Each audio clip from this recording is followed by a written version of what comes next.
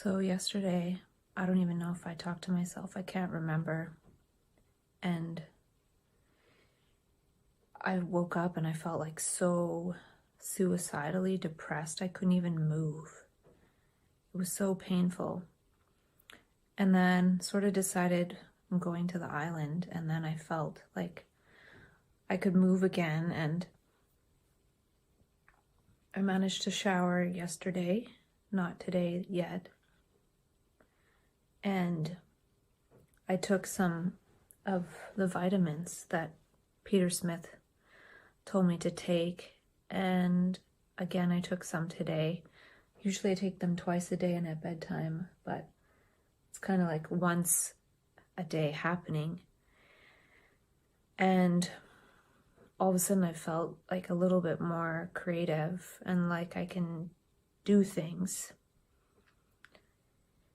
And I don't know if I'll be like kind of falling back into the lowest common denominator at some point, but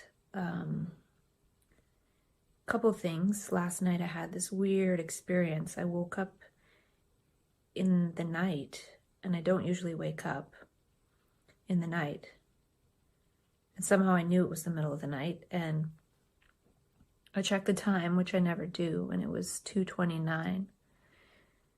And it felt like how I was earlier in the night when I was sort of laying in this certain yoga posture, like fully stretched out like this and legs stretched out and touching in the back, laying on my forehead on a yoga mat, and also on an earthing mat. And I discovered last night that doing that posture as well as the reverse waterfall, like with feet up on the couch on an earthing mat, took away the pain. Like I was feeling this pain, and the pain I think has something to do with gravity, and also so does the sound that I hear, this really loud, like almost like a magnet turning or something. And I was talking with someone yesterday and I realized if I shook my head, it makes the magnet sound immediately go away. And then it comes back immediately when I keep my head still. And also the pain. So by doing those postures, the pain went away. And for the first time, I was able to feel love for the first time in many weeks, and calm. And I was able to, like, it just naturally happened that I would hold people in mind and send them love. And so when I woke up in the night, it kind of felt like I woke up from that same energy. And I got up and I took 2 more 50 or 25 milligrams of quetiapine to go back to sleep, because I felt really awake, like I wasn't going to go back to sleep. And then at some point I wasn't quite sleeping yet, and I opened my eyes, and my room is pretty much pitch black. I have the blackout blinds, even though they're partly not working. I can see some light in the morning a bit, but anyway, it's pitch black at night. And I saw this like clip, like a video clip, projected out into the darkness of space, like outside my brain. Usually when I see things and it's remote viewing, it's like in my brain, but this was projected out into space. And what I saw was like just the tip of a mattress on the floor and an orange cat that was like kind of light orange and like medium fluffy, laying there like a cat does. And then I saw the hind legs and the back of a dog just sort of running away, like this tan dog with like a black part on his back, like just sort of running away. Like he wasn't laying down and got up, but it was like he was already up and running. And then I was like, and then I closed my eyes. And then I opened my eyes sometime later again, and I saw like a woman standing there, but it wasn't like standing by my bed, which would have freaked me out a little, but it was sort of up here. So I understood it was like in the top of the room, and it was like a projection of some kind. And I saw this woman, and then I kind of looked closer, and she looked towards me and then looked back straight, which her looking straight, she was looking like facing this way. And then I looked closely and it looked like somebody I knew. And then yeah, I closed my eyes and then I went to sleep. I did open my eyes again at like some other point and I didn't see anything. So that was a strange experience in the night. And then, you know, I had that experience of sort of being dragged out of my body and assaulted a couple days before. And then that panic attack in front of like my whole family, but like not making a scene, even though I wanted to be like, help me, and like scream, but I just let it go through me. So painful and like so shaky. And yeah, so I'm really like going through a lot without saying anything about it to the people around me, which has made me feel really unsafe. But today I'm feeling a lot more safe, like I've gone through a lot of it. But I'm really not sure.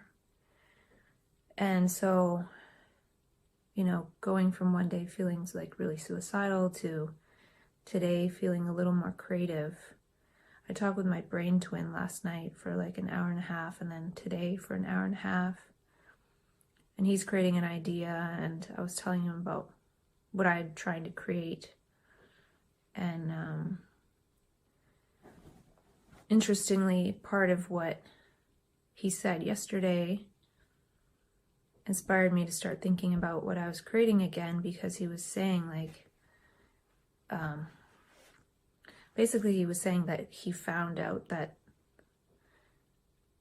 well, I'll say it like this, like I had an experience of sharing an idea and somebody like getting sort of angry back at me. And he had an experience of people saying that I don't want any more of his harebrained schemes. So like for people like me who are like so-called bipolar, we get into these creative states where we write or we have ideas or whatever. And at least at the moment, they seem kind of significant. You know, and to like have it called like harebrained schemes and this and that, it's kind of sad because it feels meaningful to us, but that isn't given any meaning. And what's given meaning is sort of when we bottom out and like we're kind of scared and lost.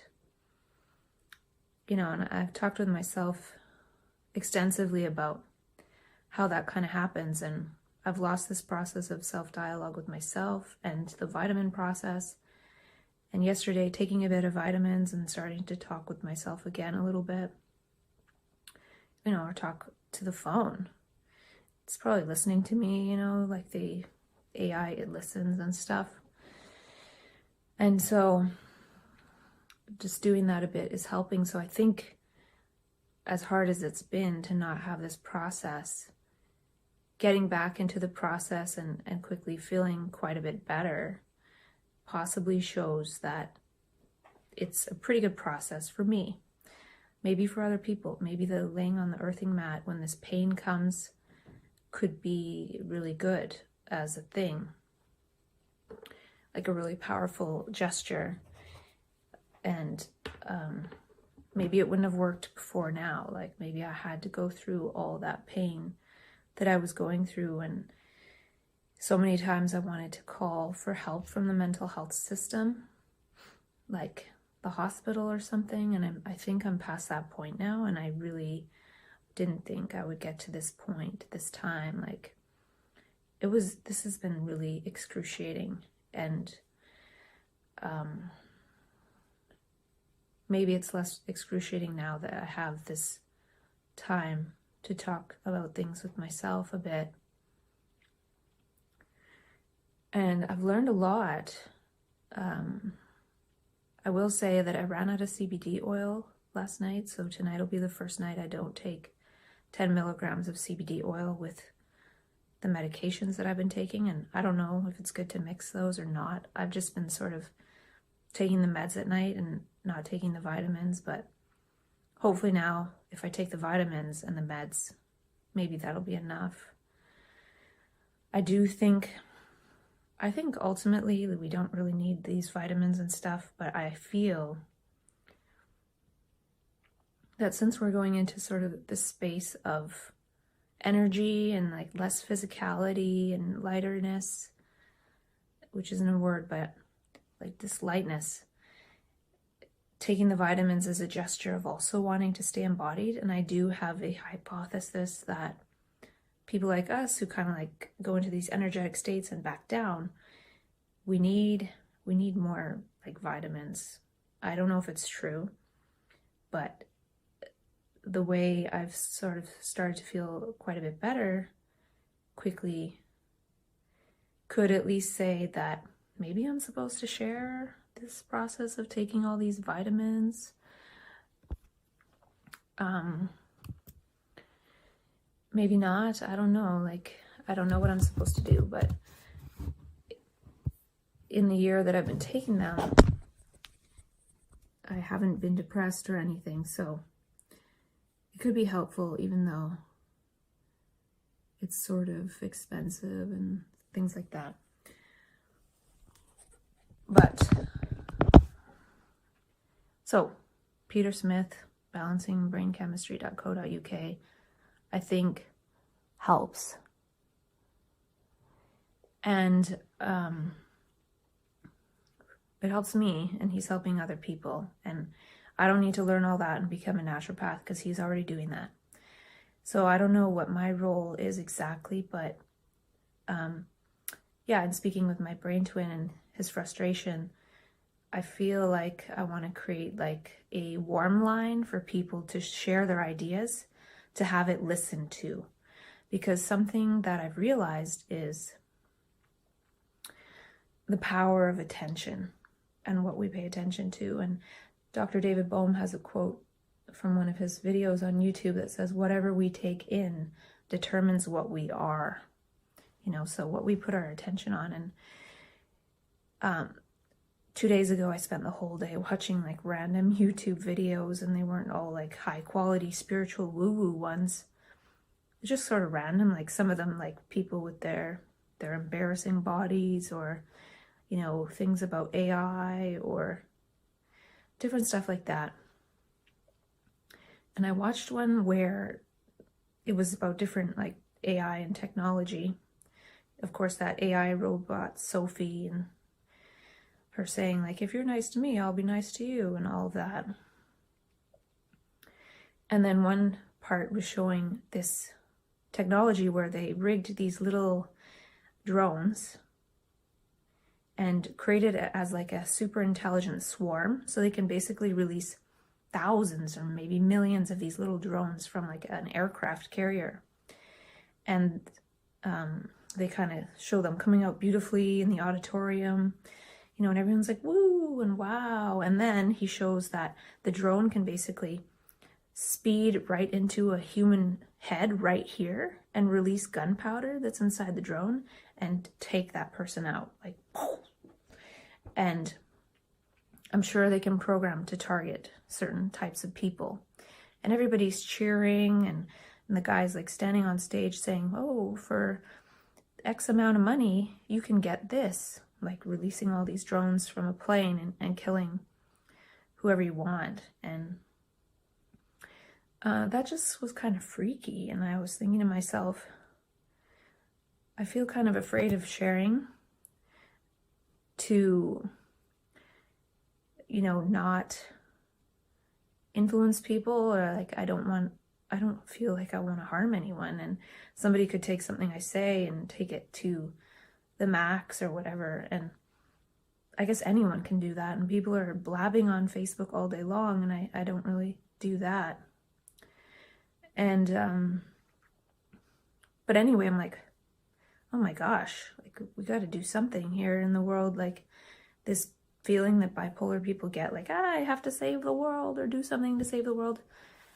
We do got to kind of do something. When people are creating these little drones that can come and just like kill us, you know, they could kill all the people that are bipolar if they want. And So anyway, with that and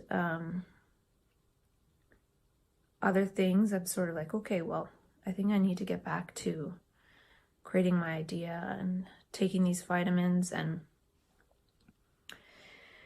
I'm not sure if my brain is ready to do so, maybe slowly. And I can't remember what else, but there's been a lot. And I talked about the example of me taking a screenshot of a book I was reading, and my partner friend like posting the exact same time, that exact same clip of the book on Facebook. And I was like, there's something about this entangled attention. Like what I'm looking at affects people who I'm entangled with. And I started reading this like advanced level, like quantum physics, language, 0-1 binary, good, bad paper.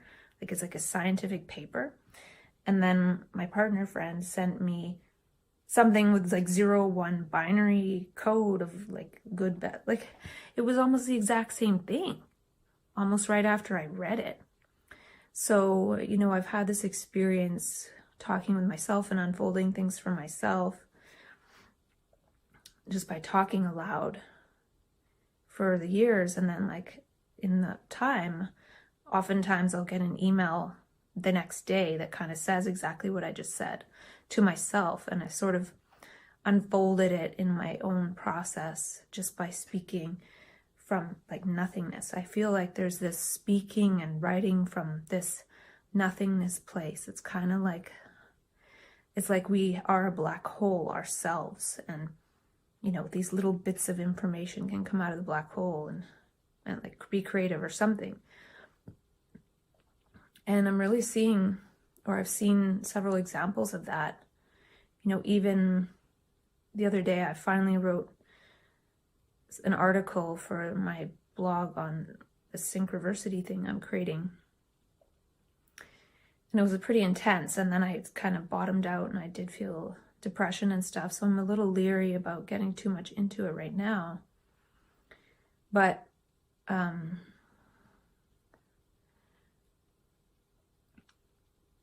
that same day, my partner friend, she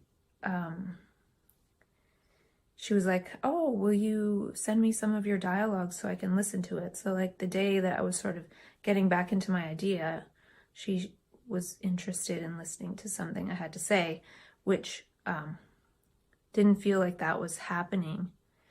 And, you know, everybody has their own interests for sure. Like, I think part of what I've discovered is that I have no idea who would be interested. And I don't know if anyone really should. Like, it's more interesting to unfold things for oneself. And that's part of the process that I'm trying to share and haven't shared. So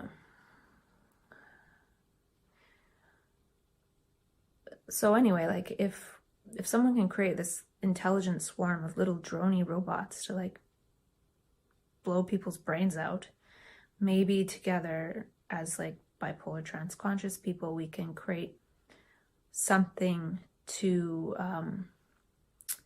you know, almost like maybe expand certain areas of the brain. And I think, you know, this always sounds like grandiose and crazy, but I think if we can find that source within, then we as humanity can find, you know, again, Dr. David Bohm said in an interview with David Suzuki that we need a new source of information. And Bo Lotto, the neuroscientist, said the next upgrade in technology will not be like a gadget or a thing, but a new way of looking. And I think that's part of what happens in bipolar is we get acquainted with this new way of looking without understanding that this is a different way of looking. And I think that it's partly that we're looking from like one consciousness. And, you know, people talk about oneness and we're all one and this and that. So why doesn't that apply with bipolar people? And I think since we all like kind of write similar things, it's showing that we're tapping into like a one source, and we're sort of like channels for this. And the trouble is it kind of blows out our brain.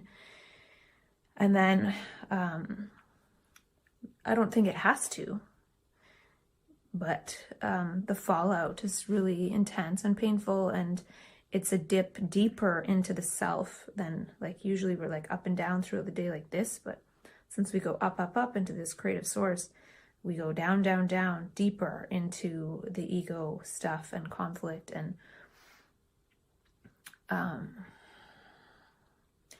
even just being around people that don't see the world the same way.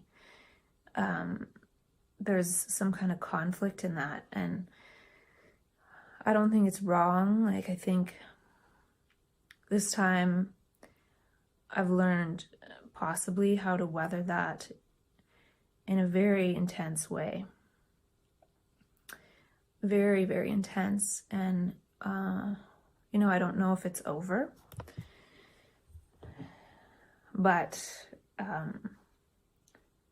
I need to relearn how to take care of myself.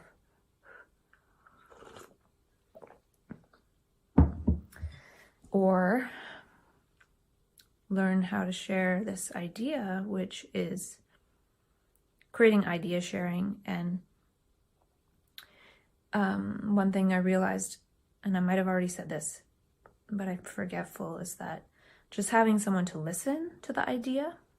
So once my friend was interested in hearing the dialogues, I no longer was really interested in if she was interested in what I had to say on these dialogues. I wasn't like I kind of wanted someone to be interested and like,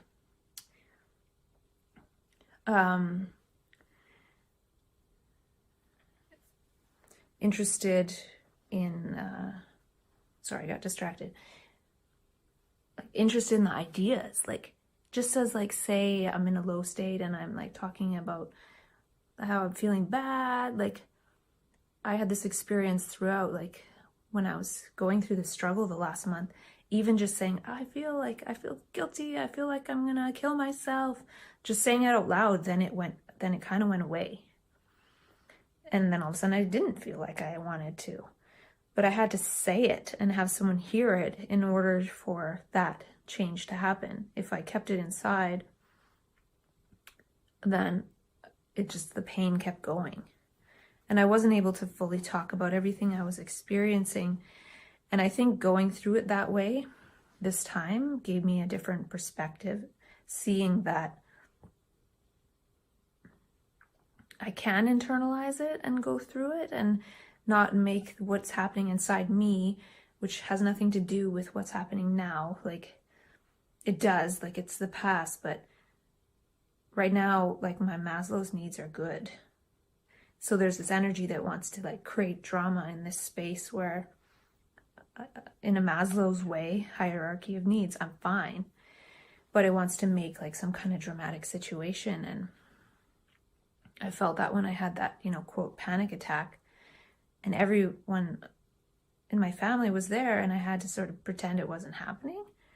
And I didn't know if I would be able to get through it without like shouting out and be like, help me, and like making some big scene, or like, even trying to hurt myself, or that wasn't really there, but it has been at times to kill myself in order to create some kind of like scene of, when there's emergency, people really pay attention. They're like, that's the time when our attention like goes into this state of perception action, is when there's some kind of emergency. But we can learn to be in that at other times, and that's why I created this whole like epigesturetic thing.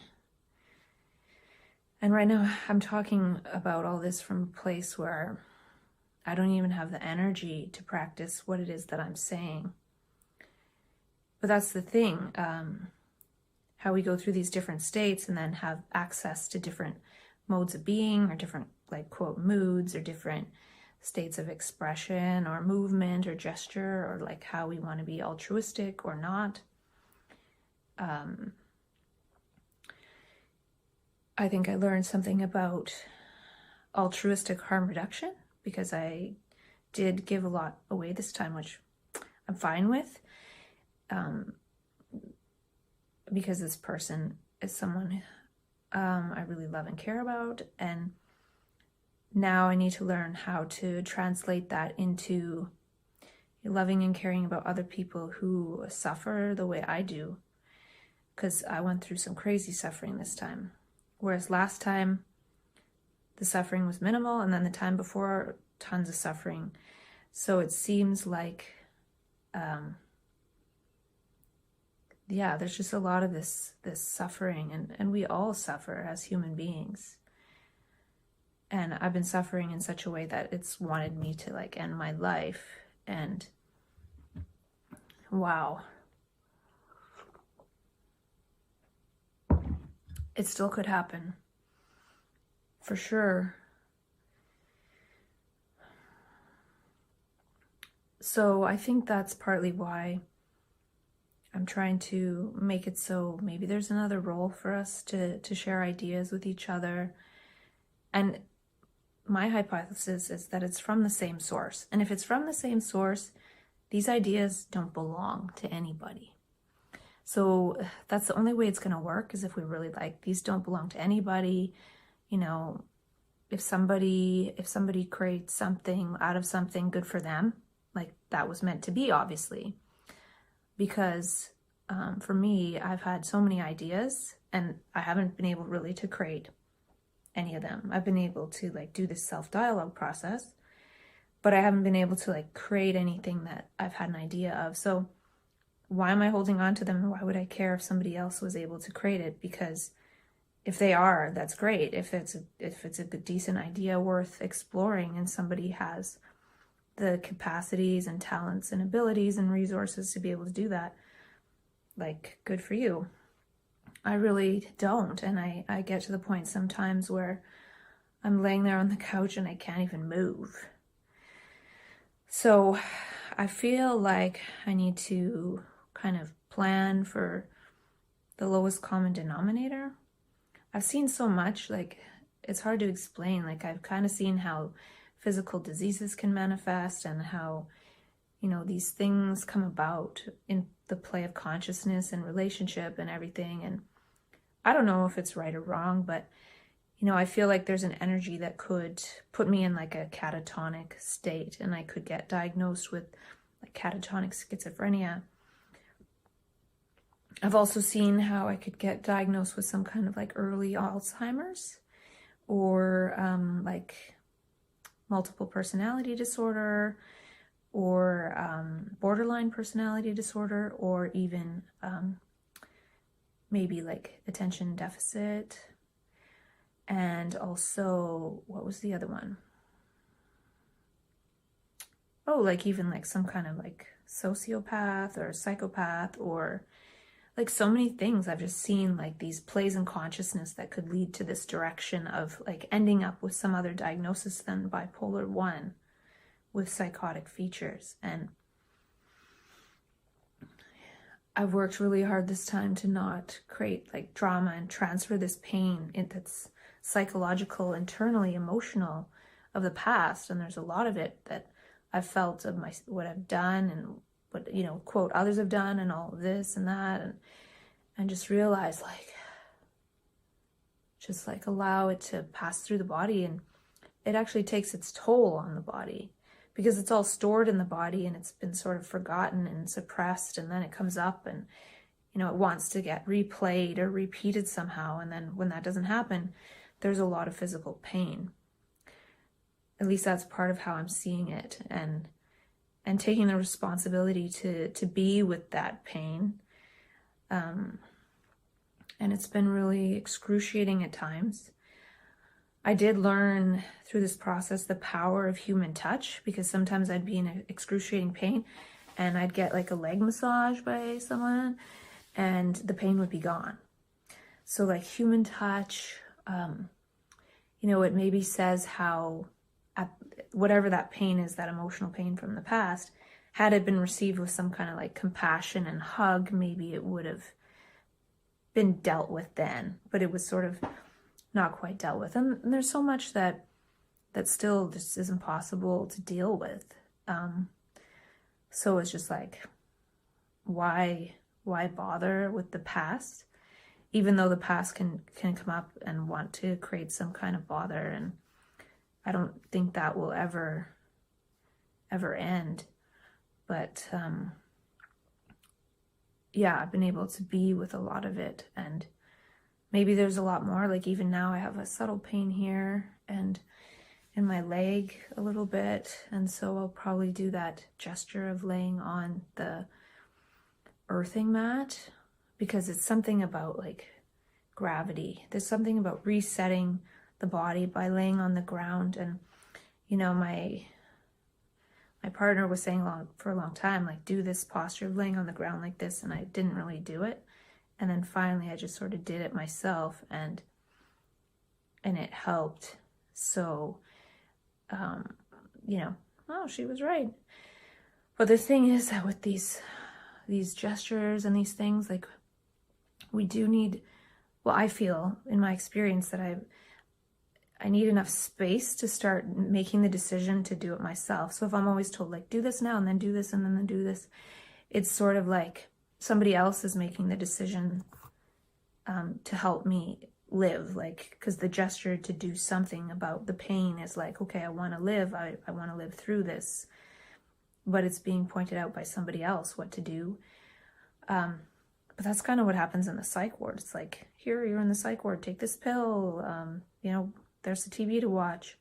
But it's sort of designed so we can like wander around ourselves. And like, so that's a bit helpful because, you know, it creates a bit of time and space for people to decide to choose to live. It's a choice. And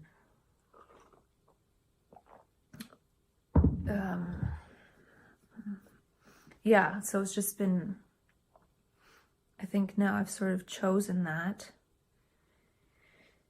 And again, hopefully. And something that I read yesterday that was resonant for me was this back part of like Krishnamurti's notebook. This is a great book to read because he talks about all these sort of discontinuous, beautiful experiences, as well as experiencing a lot of pain. And I had the book laying down open, and I happened to read the back cover of what he said. And he said, Krishnamurti said, I wrote it as a diary while I was traveling, but I did not write it for publication. I describe what I call the process, my sensation of being outside the ordinary world, of being completely at peace and removed from conflict. This happens only from time to time, and it is impossible to describe to anybody who has not experienced it. So I would like to hypothesize that this is part of what we're experiencing, is sort of when we're in that so-called mania, and like feeling effortless and flowy and blissful and at peace, and there's no conflict. That's sort of where we are, and it's something that is outside the ordinary world. And so reconnecting with the ordinary world is painful. And this is what he gets into next, and this was helpful to see by chance. And he says, but I have attempted to put into words the actual pain and sensation which goes with the heightened consciousness. So he's talking about heightened consciousness, and I think that's what happens to us. We go into this heightened consciousness. And here, this is Krishnamurti, like the spiritual philosopher who talked for 60 years about this stuff. He said, I have attempted to put into words the actual pain and sensation which goes with the heightened consciousness. So it's implying that when you go into this heightened state and you come down, or however it works, you know, and he says it only happens from time to time, meaning like he doesn't control when it happens. He doesn't say, oh, now it's going to happen, and oh, now it's not. Kind of like so-called bipolar. You don't have a choice in what's like really happening. And then he said, if you lead a certain type of disciplined, quiet life, you release a kind of energy. That's a scientific fact. And this affects the non-mechanical part of your brain so that you enter into a new dimension. This is just on the back cover of Krishnamurti's notebook. So this could be a clue for us, though, to live a certain type of disciplined, quiet life. So I think we do need to be more quiet eventually. Possibly, I don't know. And I did experience experimenting with that in June. Like, I was quiet, I sat a lot in nature, and then I went to the high energy place, and it was a lot smoother. So it says, and this affects the non-mechanical part of your brain so that you enter into a new dimension. Like, he's saying there's this non-mechanical part of the brain. And thought, he says, is mechanical. It's a mechanical process in the brain. And there's a non-mechanical part. And I think this whole, like, moving into this non-mechanical part and coming back down into the mechanical part and interacting with people who are kind of going up and down in that too a little bit and not knowing which is which and what is what, it's very painful, or it can be. So he also says the physical organism is incapable of meeting it, and so you get the pain. So there's something, this like non-physical energy, but the physical organism can't quite like get with it. And I'm not suggesting that everyone should try to attain this, but it may be of interest to some people who have followed my thoughts and ideas to know what happens on a more personal level. You know, so all the videos I've created with myself are kind of like my own diary to myself of trying to mitigate the pain and everything of like going up and down in this energy. And going up and down this energy partly creates, you know, stories of who's to blame for different things.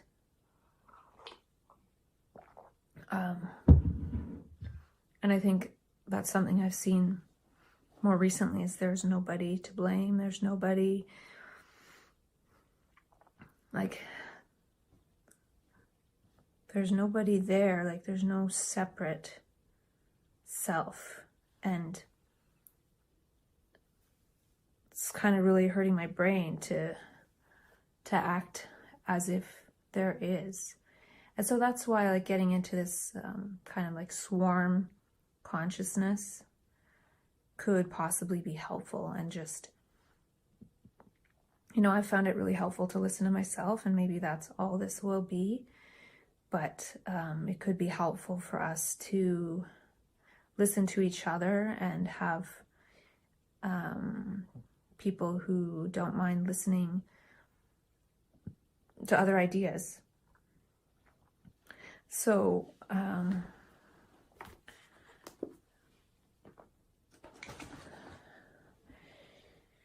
yeah, so I'm glad that I found that gesture of laying on the ground.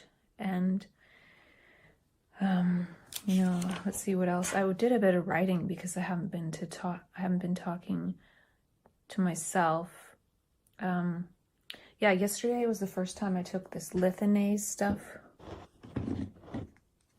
Instead of, like, I haven't been taking lithium orotate, so I haven't been really taking any lithium at all, which could be not so good. So just taking this little bit of lithianase,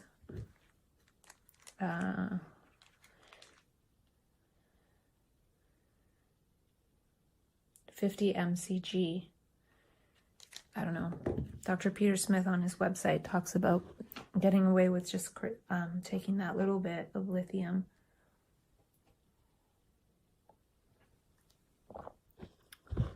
And yeah, my brain does hurt a little bit right now, which means it could be a good time to ground and rest and see if that gesture does indeed help. And yeah, like, a lot of things have been happening, and I lost this process of talking with myself. But next, I think I just want to say to myself, yeah, I think these vitamins really help. And it could be a sign that it's important to share this. You know, the body does respond to healthy gestures. We could need more nutrition for our brain because of this up and down. I don't think it's absolutely true, but it could have helped me to take a break from taking the vitamins, because I was taking the vitamins when the trouble started a month or so ago. And then I stopped taking them for a while, and so maybe like taking them again, I'm responding because my body responds well to these vitamins. And you know, I think the Hardy Nutritionals program could work for people too, work for people who have like a loving support system, and you know, have people that are going to be around them that are willing to, you know, forgive and love and let go of the past. If there's a lot of like conflict there, I'm not sure. Like, I think it wasn't quite strong enough for me, but I really do believe that could help a lot of people. And then there's this other thing with Peter Smith, which, you know, I'm still taking the medication, but I'm taking a lot of vitamins, and it's possible that that really helps to make up for any of the trouble that the medication could cause the brain. And now I'm not even against the medication. It helps me sleep. And if I get a good sleep, it's a lot easier to function in this world, or to go on living at least. And yeah, so sleep is super important, but it doesn't help everyone, and it makes things worse for some. And that's true with anything, you know, like a brand new beautiful chef knife can be like a beautiful gift for someone who wants to like create all these beautiful food creations, you know, or somebody could like stab themselves. So like anything can be used almost like for good or not good. Like taking one of these might be helpful, but taking all of them is probably going to cause a problem. So it's about intention, it's about quantity, it's about, is this a gesture of support and health, or is this a gesture of harm? And yeah, I feel really, trying to get through this energy of a gesture that would want to cause harm, and then it's hard for me to say anything sometimes. So yeah, I'm gonna take a break, and then maybe I'll talk a little bit more after. So last night I didn't take CBD oil with my medications because I ran out, and I slept fine. I woke up once in the night and took one extra Seroquel and fell back to sleep. And I had a strange experience where before I went to sleep, at some point, someone came down and was like, gave me a hug and, oh, do you want to hang out tomorrow? And I had this reaction as I was trying to fall asleep that just came over me. It was really intense, and I didn't expect it, where it was kind of like, this is why I don't want to live here. I don't want people just to be able to walk into my space at any time. And so it was interesting, because when that happened, my inner consciousness like went into this sort of holotropic breathing like thing that has happened before. It happened really intensely right before I was hospitalized the very first time. And it happened, but it wasn't as intense. And it was sort of like empty and dark and vast. And then after the breathing stopped, after I don't know if it was like a minute or 5 minutes or 10 minutes, but I was laying like this, and I could feel like this pressure on my hands, like there was this like womb enclosing me or something. It was strange and not uncomfortable. So that was sort of like the fourth strange experience that I've had in a week, I guess. Yeah, like with the panic attack, the being pulled out of my body, the projecting those movie clip images, and of course all the remote viewing, and then this, going into that, as well as I guess another one where I did the yoga posture and sort of felt that peace where I could send love to people for the first time in over a month. So that was nice. It's so strange how that love goes away, or seemingly does. And yesterday I wanted to talk just briefly about how something that's inspired me is watching Jason Silva's video on awe. And he says something like, with the technology now, I don't know if he says we're sort of responsible for being co-authors of the meme sphere. Like there's no reason why we can't or shouldn't, like we have all this technology. So that was a bit inspiring for me to share, or something, I don't know. And also, I'm not sure what else, but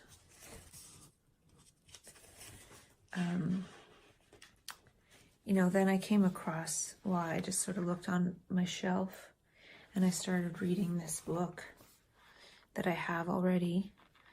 And this is sort of what I explore with myself, or part of what the project is based on, exploring the power of collective consciousness. And for me, it's in the context of so-called bipolar. Like what is that sort of role? I think it's sort of some kind of evidence of a collective consciousness, or at least a segment of it. Like I'm not trying to say that it's better or anything. There's no way to say that it's better, because there's the down times, which are horrible and very painful and very, feeling kind of like evil and violent, and it's really not great at all. So in the beginning in the book, the very first bit, there's an introduction that says, can we know something we can't directly perceive? Can we communicate that knowledge to other people without words or gestures, by a sheer effort of the will? Are there things we don't even need to communicate because, in some mysterious way, we all just know? And what of the physical world around us? Can we act upon that by the power of the mind alone? Could a collective consciousness be harnessed to transform the world? So that's kind of what my question is. Could a collective consciousness be harnessed to transform the world? Or can people with bipolar sort of harness the up somehow? And like, what would be the way to do that? It would be to sort of share with each other. And I actually feel that if we really were able to communicate and share those memes of this sort of bipolar downloading, if we were really able to integrate that, we would need less words, because people with so-called bipolar, they get in contact with a lot of words. And as there's more understanding, we don't need as many words. And I kind of experienced that in the last cycle, where I was trying to explain a lot, and it created a lot of words of explanation. And yeah, and then now I've created another project where it gets rid of the need for that, which I'll talk about later. And it says, there's an image here, and it says, the thinker as imagined by Auguste Rodin, but is he thinking deeply enough? Might we all be capable of thinking our way to other dimensions, as yet unperceived or even unimagined? And then, interestingly, the very last part of the book is talking about, it says, patience, patience. Acceptance, if it's ever to come, will be sometime yet, that's clear, in terms of acceptance of some kind of collective consciousness.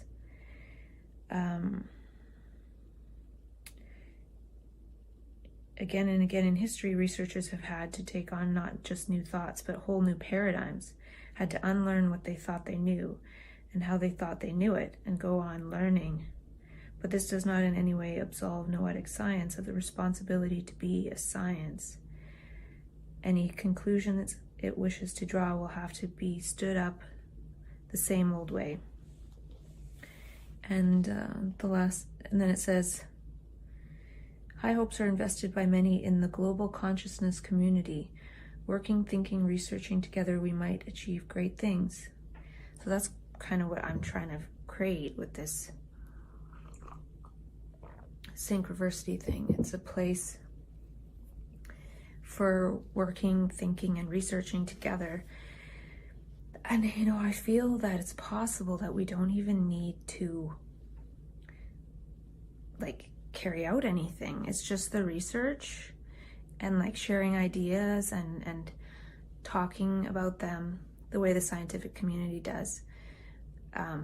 We would do this with each other in the same sort of way, and that would probably have an effect, and I think it would.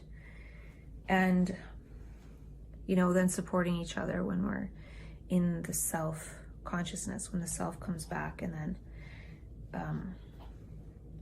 anyways, it says, realistically, though, the discipline isn't going to be able to run before it can walk. This is understandably aggravating for researchers like Radin, who believe that basically noetic science is walking already, and point to encouraging experimental evidence across a range of fields. Others look at the same results and conclude that noetic science is stumbling at best. After all this time, why are the indications not much clearer? A great deal depends on assumptions one brings to the question, there's no doubt. Some, starting out from a sympathetic position, are ready, even eager to be convinced. Some skeptics won't soften, however strong the case. In the end, we all have to make up our own minds as individuals as far as that's possible. It is important that we consider the available evidence as justly as we can and think things through. However difficult the judgment, the journey there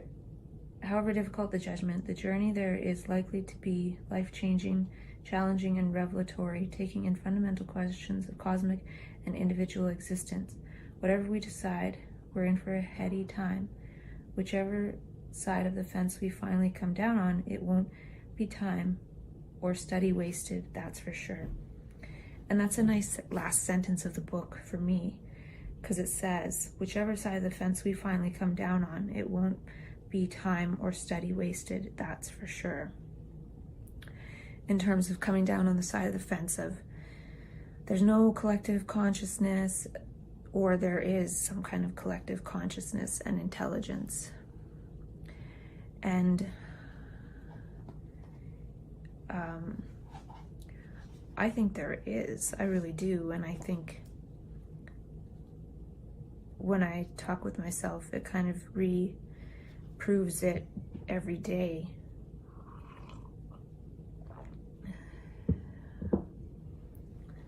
And because I had this experience too, where I think I talked about it. I saw the flower of life, because I see the flower of life sometimes in terms of these little sparkling living bits. And I had an experience with that years ago too, seeing that each time the sparkle was there, it turned into an ant. So it was like the ant pattern in the ground. But anyway, the next day, a friend of mine who I very, very, very rarely talk to, I've talked to like twice by email in like the last couple of years, sent me a flower of life illustrated sort of colorful GIF that was a bit animated. And that's a person that I associate with the flower of life. So yeah, and even yesterday the thing was, it came to mind to play the little Nintendo that I could set up here, and then that's when the person came down and said, oh, maybe we could play some Nintendo tomorrow. So it's like the world really is obviously responding to my subjectivity. But it's really strange when like it's the response of people, because then it feels kind of like this subjectivity is not, it's like controlling other people in a way or influencing them, and that seems like a big responsibility.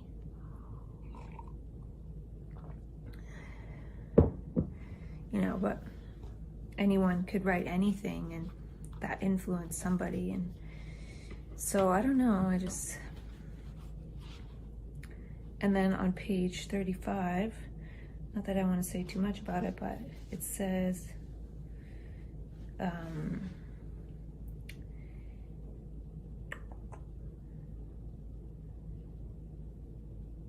so it says it opens the door to the idea that, potentially at least, there might be a collective consciousness that transcends the individual mind. Just as the internet links up the world's computers and enables them to work in concert, could a shared intelligence someday unite humanity? Or is this already happening? I think it's already happened, actually. Like I've seen it. It came to mind again that I saw like this really beautiful bunch of people, and I was in 7-Eleven, and there's all these like beautiful beings, like kind of like these light beings walking around, and then there's like this shift, and then it turned into this like chaos of people, and it was like before my eyes. So there is more than one world, and I even wrote down a couple quotes from Krishnamurti's notebook, because he talks about another world, and it's kind of dangerous to talk about the other world, because then one thinks one needs to like end the body to get there. And so there's two quotes that I got yesterday from Krishnamurti's notebook. Had been seeing people, and after they left, one felt as though one was suspended between two worlds.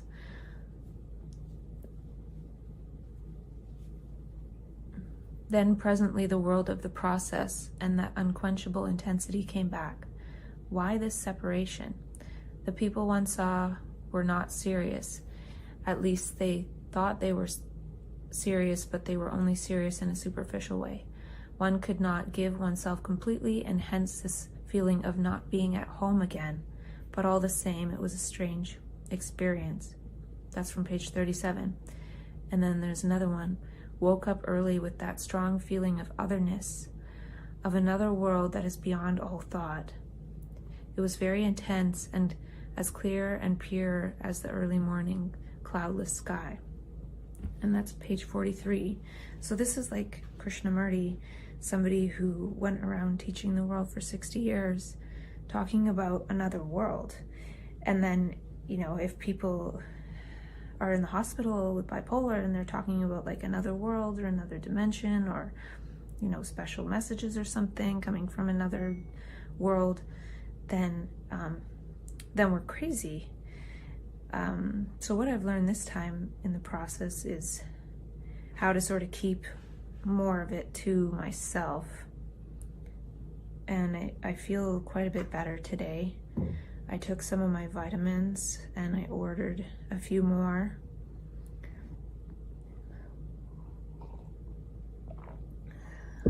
So I think I'm going to the island.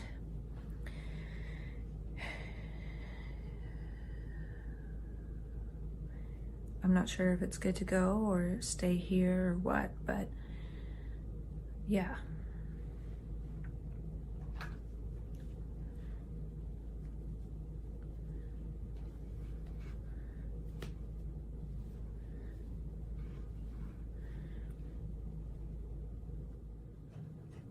I'm reading a bit more of this book on noetic science, and it's talking about bees, and it's talking about how they live eusocially.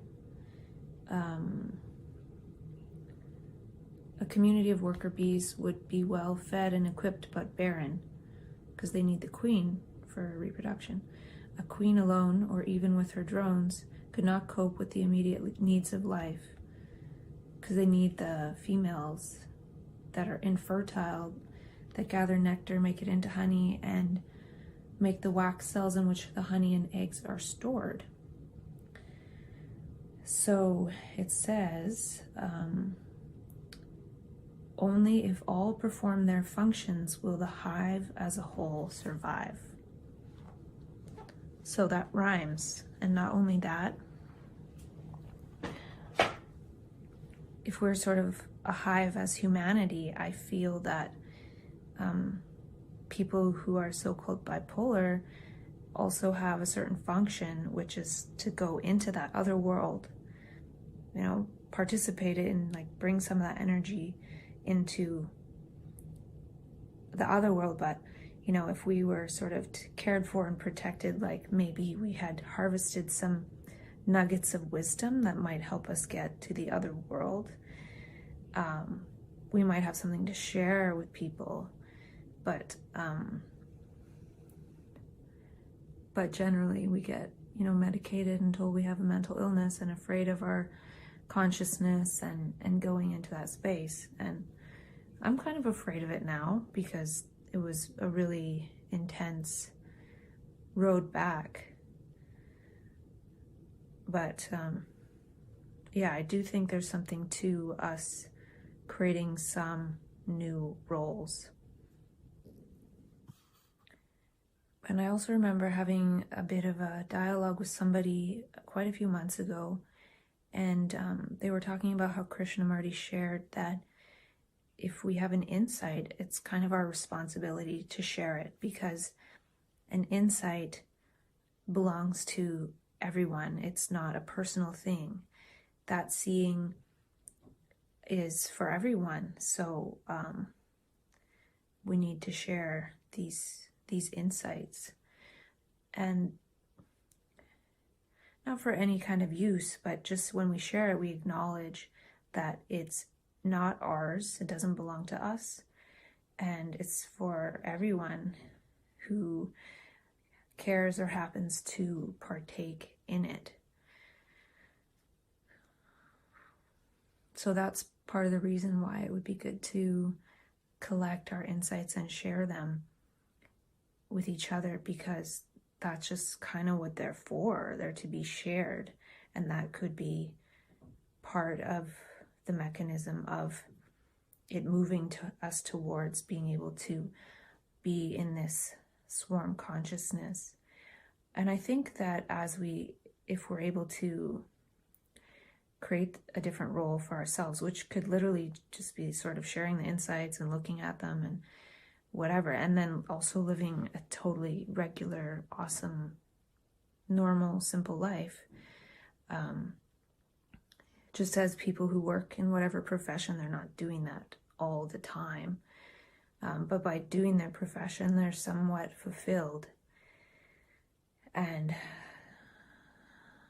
I think we're like tapping into something, like just like a person might be like the greatest surgeon in the world, you know, very skilled, and then they might go home and have a terrible relationship with their wife. A person that has or is or whatever so-called bipolar, they might be skilled or have the capacity to go in and harvest certain insights and downloads, but then still be kind of, quote, you know, dysfunctional in the home life or something like that. You know, and those states where we're able to channel some of that feel like perfection, and it could be that, but it doesn't mean that we're going to be perfect all the time. I'm not sure if there are people that are perfect all the time, but I'm definitely not one of them. So that's kind of the point. We're all going to have our failings, and I think if we created a thing where every day we kind of go through our notebooks and a little while, just maybe an hour or something, and share a few insights on the Synchroversity Base Camp, and then, I know, some people create some books or something, or just to share the insights, then that could be helpful, possibly.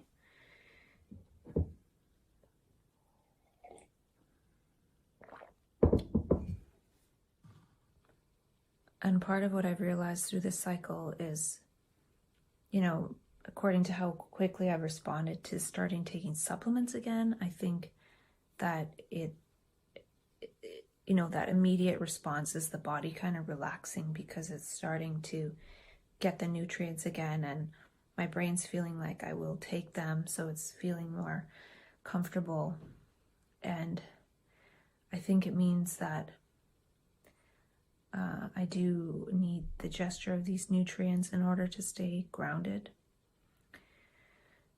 in material world as well as, the subtle world, which the brain can access these subtle, meanings and messages and insights that I don't think the brain would access those insights if we were already living in that world in an embodied way. There'd be no point in thinking about it or thinking one's way into it.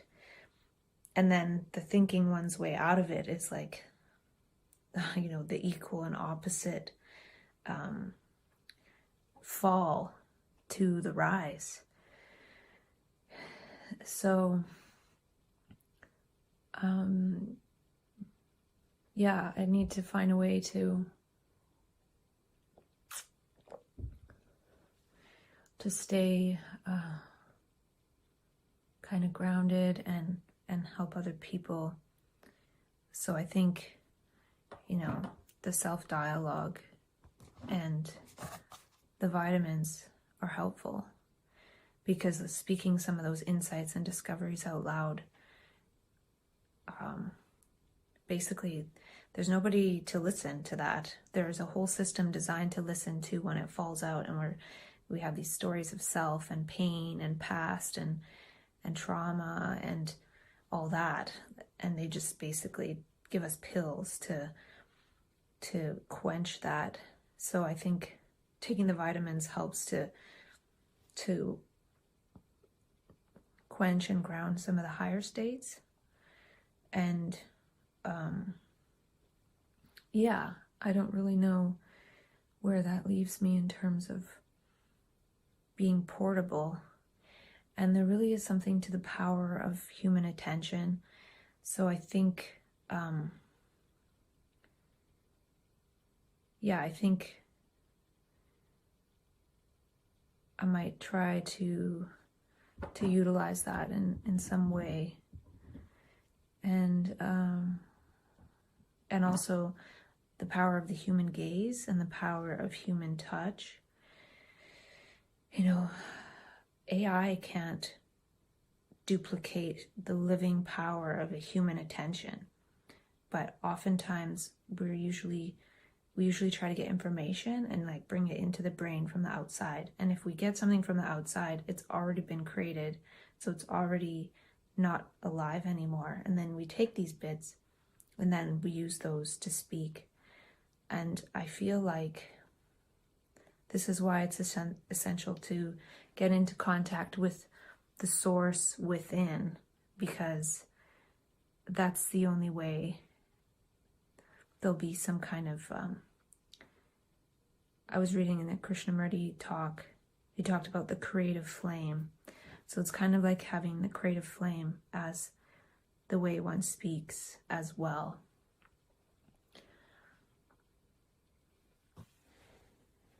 I just discovered a word called morpheme, which says it is a form of spelling knowledge that focuses on the meaning of words in its smallest form and how they change when making compound words or using suffixes and prefixes. And so I think I've discovered, what this is kind of like a bipolar noetic science thing, but it's also, it seems that the bipolar brain accesses some kind of morpheme area of the brain where the brain starts playing with the language that it has. It plays with the semantics, it plays with the linguistics, and now I see that also plays with the morphemes. It starts to pick apart the syllables of the words or the morphemes of the words and see which ones are coherent and which ones are incoherent, and starts to change the words. like to have con, for example, I can do one right now. We use the word consciousness, and con is kind of like a negative, like a pro and a con. So then what one would do is call it preciousness. So I just changed the word, which is one of the fundamental words that we question and look into, and I call it preciousness instead of consciousness. So that would be an example of how one would change a word to be a little bit more like positive, since consciousness is like this fundamentally positive thing. Like, it's how we experience life and we don't even know what it is. So, consciousness could be coherent in that we don't even freaking know what it is. And that's kind of a con. But anyway, I won't go on with that. But one can just start playing with a word for, however many minutes, and then it can get into different stuff. And I've done a lot of that, and I did that for like a whole hour and like filled up a whole notebook one time. So that's kind of that. And I was also trying to talk about speaking a language of possibilities, like what if and blah blah blah, and like asking questions. But it seems like I'm not really able to do that, but perhaps we can do that together, is create a language of possibilities. Just talking about possibilities together could be something, and not really having to worry about whether or not we're able to physically carry them out, because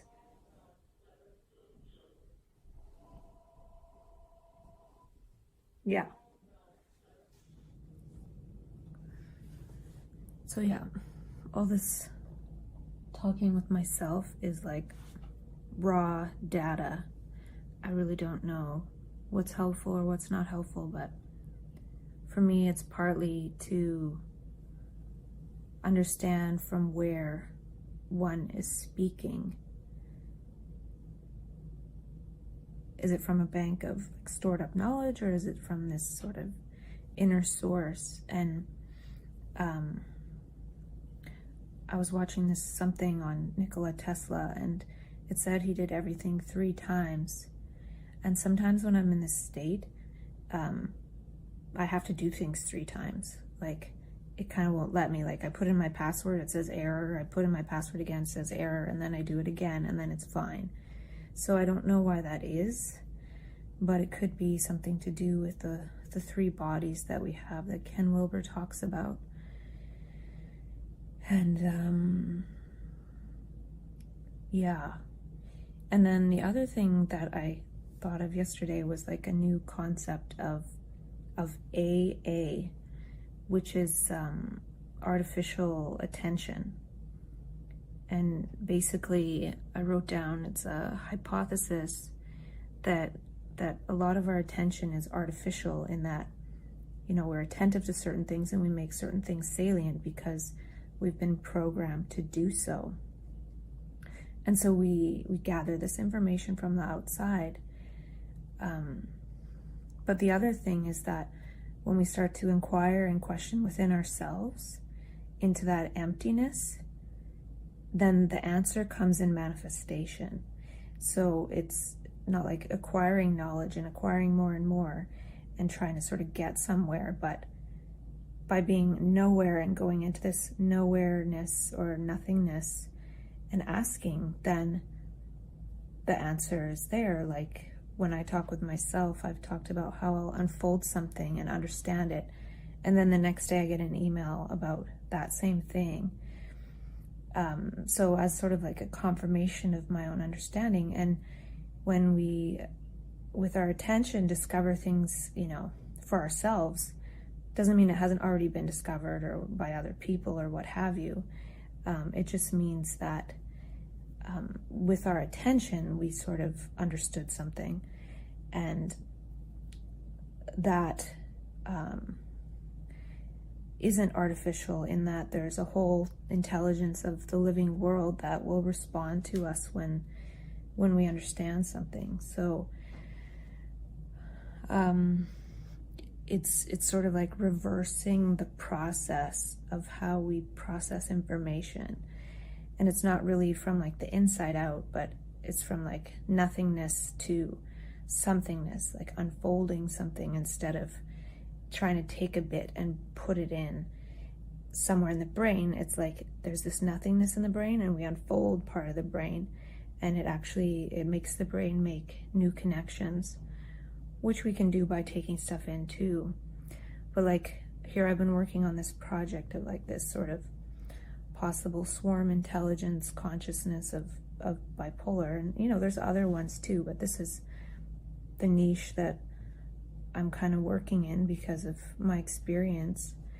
And then I spot the book on the shelf talking about noetic science, and I'm looking at the book and it's kind of like, yeah, that's what I'm looking into, this kind of like swarm intelligence. And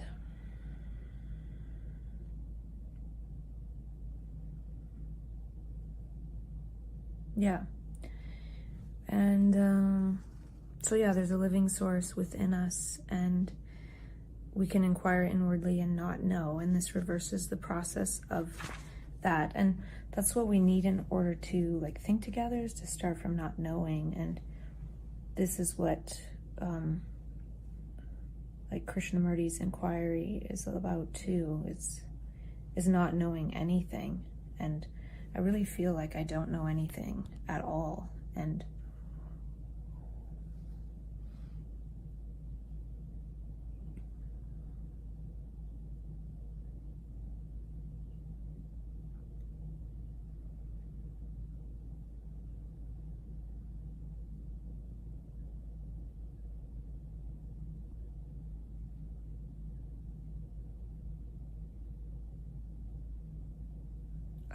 yeah, and there's definitely an observer effect.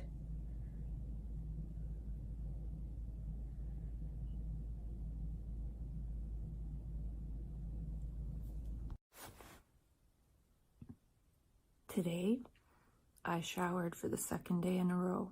I didn't wash my hair because the shampoo I have keeps it pretty clean.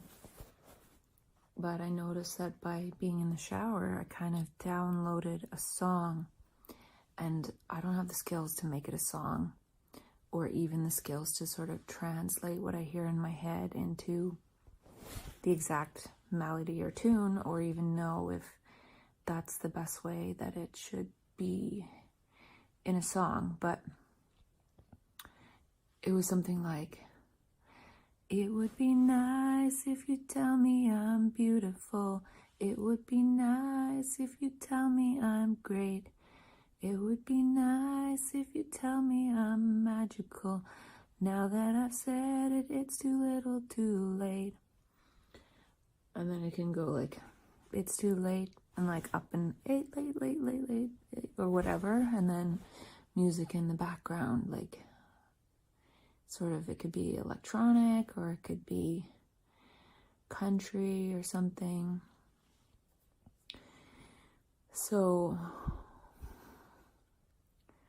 yeah, it's nice to have like a little bit of creativity come back to me in terms of that, instead of this constant need to prove that there's this creative energy. And being creative, one doesn't even necessarily have to identify with being bipolar. And creating songs or like ideas for songs or music lyrics could be more fun than this whole movement of, you know, trying to explain or trying to fix the bipolar disorder part. It could be good to going into what the capacities of that are, because I started to talk about the Time magazine article yesterday where there's a high association between bipolar and creativity. And then there was a one quote that struck me that was people who are writers are 10 times more likely to have the most severe form of bipolar disorder. So by writing, and then not only writing, but writing a lot about bipolar or about sort of those insights that one can tap into when one is writing and sort of channeling from the mind. And those insights, like, they don't really get to go anywhere. And I feel like I shouldn't necessarily write them down, but if it's not something shareable, then ignore it. I'm just trying to find out how not to get so like uppity and then fall so down.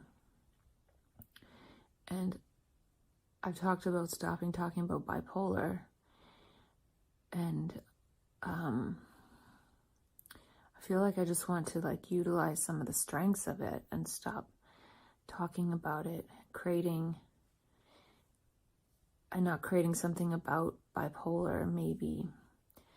So yesterday I launched the Synchroversity website, and it's launched as kind of like a social project, but I'm thinking maybe I'll use it as like creativity consulting or something. And I did share a first few conversations about, bipolar. But the whole point of the whole process for me was to learn about how to take care of myself. And I think between the vitamins, which are a good gesture of health and nutrition for the body, and even though I'm not eating the best diet right now, it's like Lucky Charms and pierogies. Just taking the vitamins has helped, I think. So keeping up that gesture, showering in the morning, which I just realized it gives access to a certain creativity, which is already known. Like, people get ideas in the shower. So I could get song ideas in the shower. And if I get enough, then maybe it could be a reason to learn music production. And possibly, I don't know. And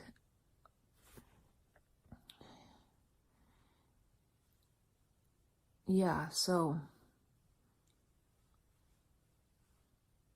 there's got to be something that can create something good, and not talking about the self of bipolar, or how there's no self. So it's like talking from a self about how there is no self. And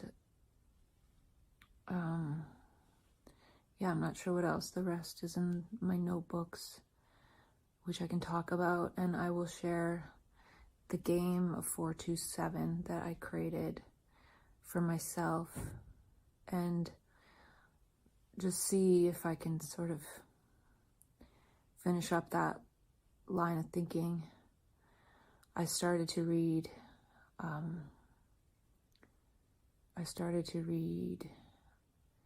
flip through some books, just to flip through, to be like, okay, I'm going to flip through books to, because I think I kind of absorb it just by seeing the pages. Like, what you observe is powerful if you are in a state of attention. And so I flipped through R.D. Laing's book, The Divided Self, and I realized that I'm just like really like self-conscious right now. And I think the creativity takes that away a little bit. But then there's this scary thing of going into too much creativity could cause a fall back into the self. I'm not sure. It's just sort of coming back online a little bit. And yeah, I'll go look at that stuff and see what I can create.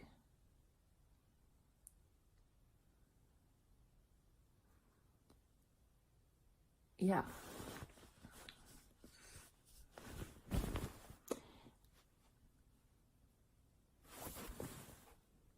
I created a quote the other day. It came to mind. Friendship is the greatest technology. And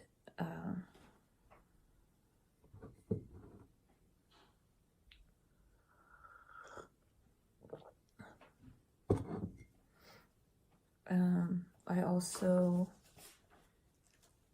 flipped through the book Kinship with All Life, and it mentioned the voice of existence in the chapter about befriending a fly, and I've befriended flies before, for sure.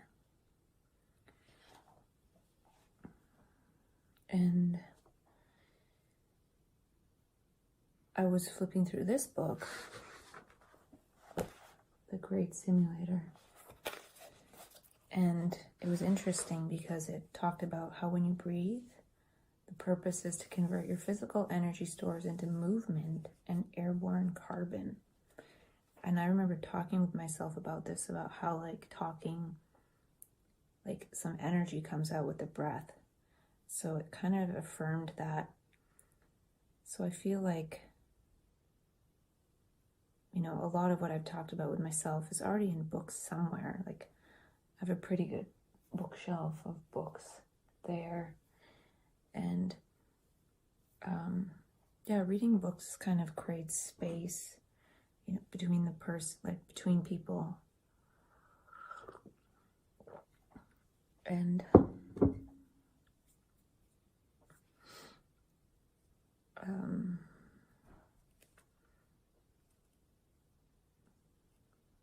it also said you eat carbon and then convert it into physical energy by breathing it out.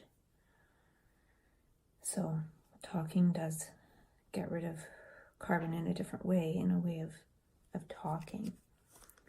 So yeah, I don't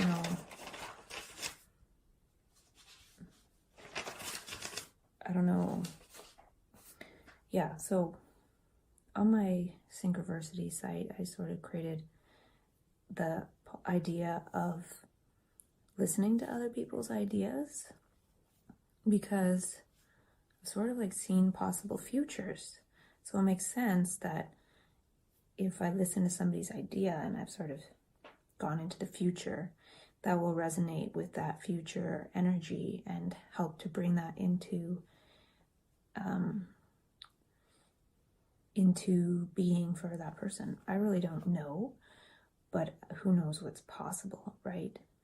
And also, I feel like sometimes if we sort of stare into each other's eyes, we can like pass on gifts and help to allow a person's gifts to start to flower. So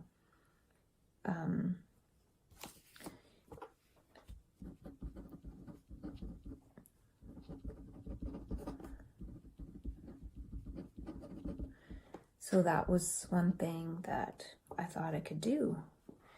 And yeah, just sort of going with the gifts of mania, or like this higher energy in a creative way, and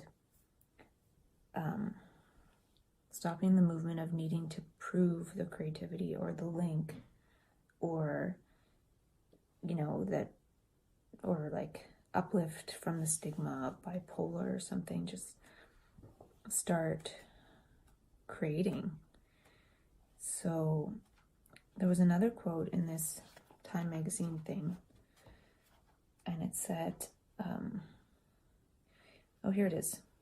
I flipped right to it, of course. Vision without execution is hallucination. So a lot of this is like what I've talked about with myself is vision, and none of it has been really executed. So it's kind of just all hallucination, but maybe some of it could come into existence. And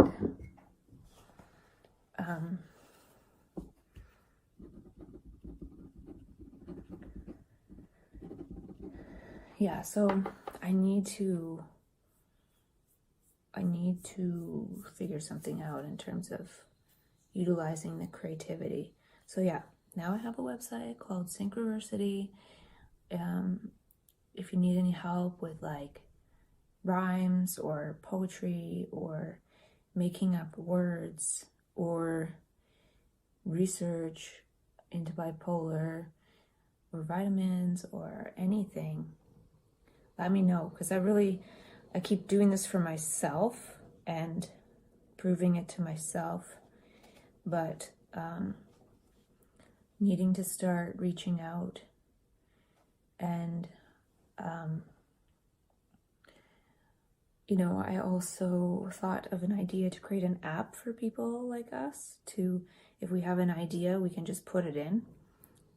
Well, that could be Basecamp, but another idea would be, if we think we have these like brilliant insights and ideas, we start typing them into the app and it'll tell us that, 1,000 people have already written that. And, that could be something like a Reddit, but instead of it being based on people up-liking it, it would be based on how many people have said that same thing, and then the AI puts the ones that are said the most at the top, or maybe at the bottom, because maybe those are the most dilute. And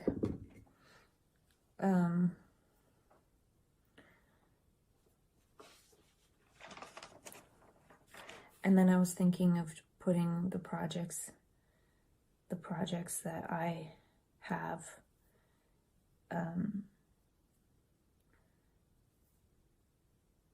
like the ideas that I've had on the Synchroversity, and then having people try to create some of them or something. And how do we make creativity in this way less deadly? I don't know, I'm just glad that this creativity came back a little bit, and I'm feeling a little bit better. I changed right and wrong to light and long, and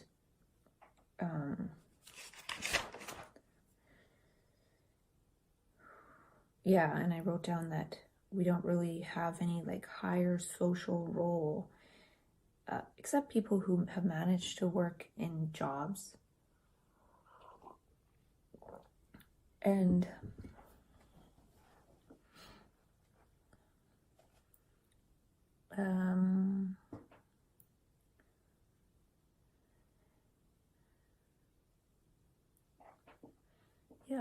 I'm not sure what else.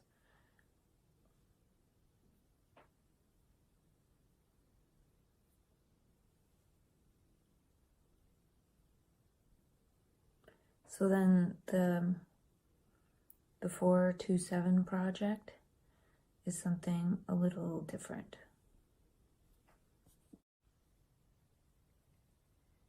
So here I am, talking to myself again. And I don't know if I'll keep talking to myself or what, but I haven't been talking with myself, and I told myself I would, and I lost contact with that process, which that's what happened. I can't change that. But I'm seeing that maybe this process of self-dialogue is important to maintain a connection with my own voice, whatever that is. And over the years, it's changed, and it changed naturally, and I don't plan it or really remember, but I think at first I was talking about insights, and it was mixed in with being angry at the mental health system. And then that anger eventually went away because I realized that it was challenging going through a mental health crisis if the environment wasn't really calm and peaceful. So then it's come to different realizations of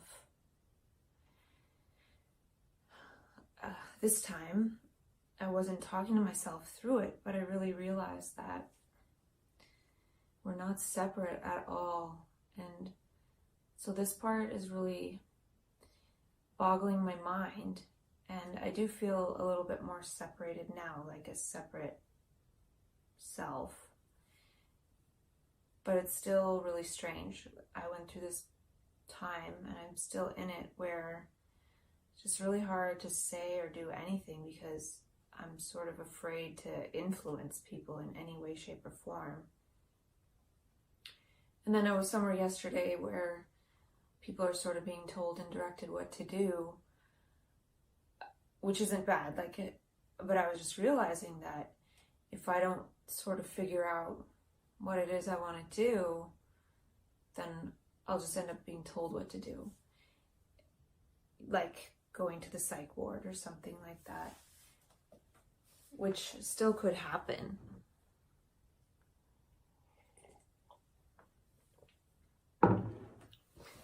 And through this process of self-dialogue, I haven't really had to tell myself what to do.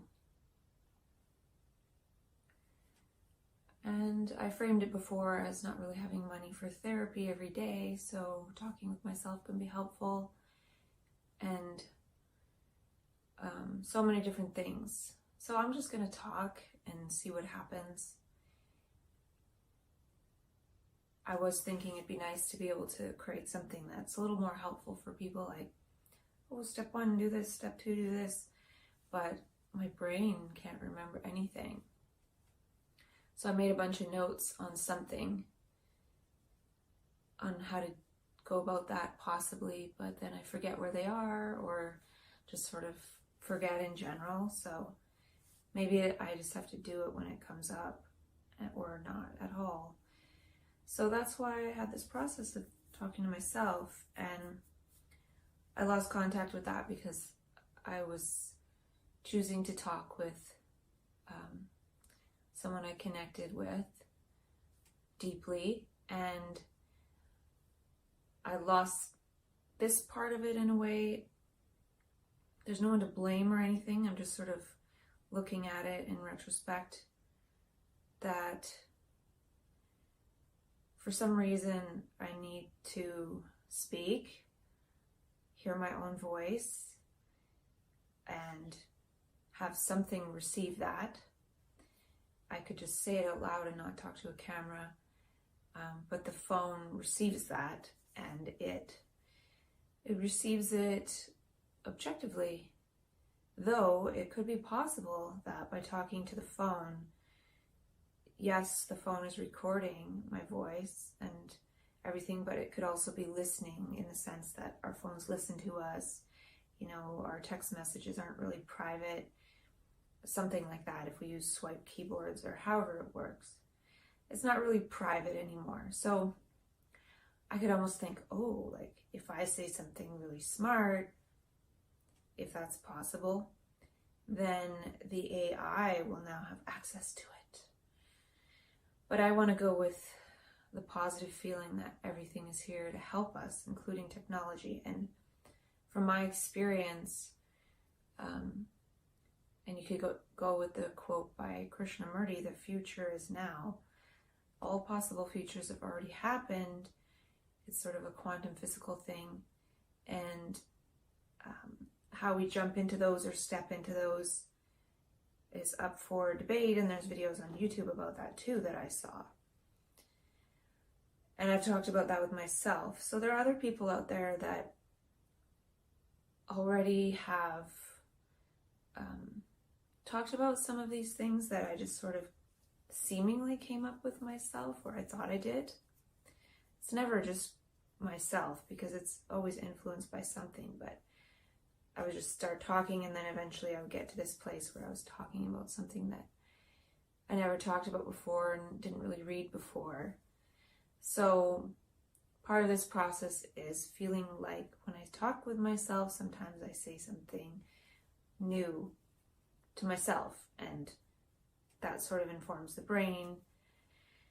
And going based on what Krishnamurti talks about, how we all share the same brain, or if one person changes their consciousness, it affects the entire consciousness of mankind in whatever kind of way we don't know. But he was saying that for years. And I've read a lot by him, and some of these sort of disjointed and non-linear experiences that happen that are kind of a little bit jarring, to say the least. They can land people in the psych ward. I feel that Krishnamurti talks about these sorts of experiences in his notebook, Krishnamurti's notebook. And it's all in there about how strange he experienced things. But it seems since he wasn't afraid of them, or he called them the process, or whatever, then he was fine. Well, not totally. He would fall over sometimes and things like that. He just told people, don't bother about it, never mind. And so I've been experiencing a lot of body pain, headaches. Even now, just talking with myself, I can feel this like pain and pressure in my brain. And okay, I would look through this box the other day of this whole box of resources over there, which maybe I'll share some of them. And I found this bit of a book by U.G. Krishnamurti. I was talking about J. Krishnamurti before. And U.G. talks about, or somebody's writing about his strange experiences, and talks about in here how he would have crazy headaches that he would manage with coffee and aspirin.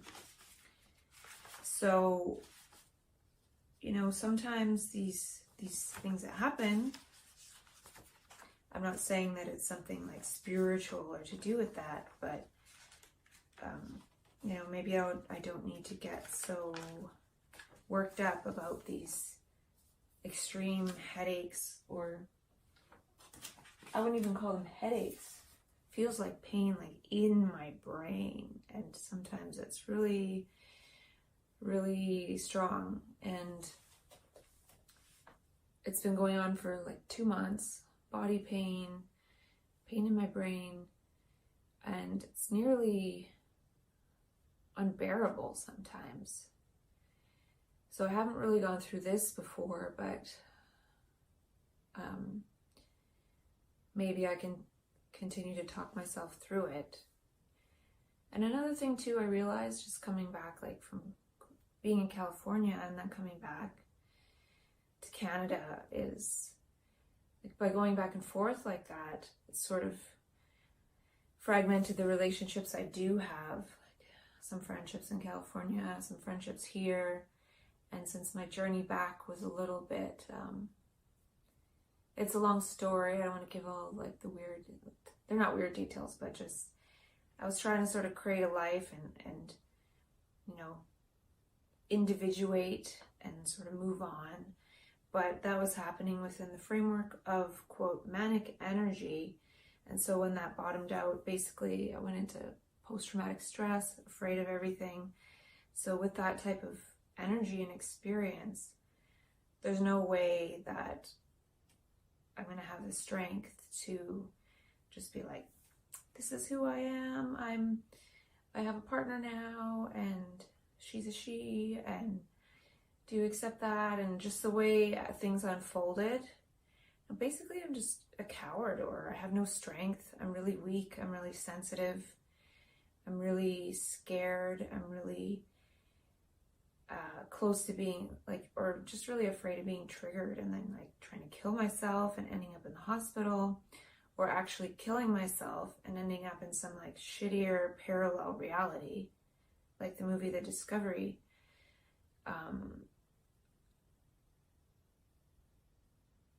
Or like in some other incarnation. I've already experienced where I felt like I was going to wake up as like a homeless man on the beach, and my whole life would have been like a weird dream in this homeless man's brain or something. So I feel like if I do kill myself, I just kind of wake up somewhere else and totally forget all this. So I don't think that's the solution, even though it could still possibly happen. And man, I had a really, really strong panic attack in front of bunch of people and they didn't notice. I don't even know how I didn't like scream out and freak out and create a scene like, ah, help me. So I'm getting a lot stronger with it, but it's still painful and scary. But then, since I've been back and forth a little bit, whatever I've been doing, I don't know if I've been talking with myself about it, but try to watch YouTube videos and like just bored, like can't even pay attention to anything for more than a few minutes. And then I think it was yesterday or the day before, I watched a little bit of Tom Wooten Bipolar and Order YouTube videos, and I did his class once a bunch of years ago, and then I didn't want to like keep going with it because there had been so many other things in my life that had helped me, like rap and just reading a ton of books. So it sort of felt like that course was just a really small part of my, so-called bipolar education to that point. And for some reason I watched a couple of his YouTube videos. Oh, I'm on the mailing list, so I watched something and then something else, and I came across a video by him called I Love My Hallucinations, and you can look it up on YouTube. And he described an experience where he's walking down the street with his wife, and he experiences himself jumping in front of a bus, getting killed, and then himself, his kind of spirit, went into his wife, like, because now he was dead, and she was like wandering along, like kind of like, oh my gosh, I can't believe he just did that in front of me, he just killed himself. And then I think he describes then feeling like himself again beside his wife, walking, and then he told her about it, like, guess what, I just experienced myself jumping in front of the bus and then being you, and you're really upset. And she said, so?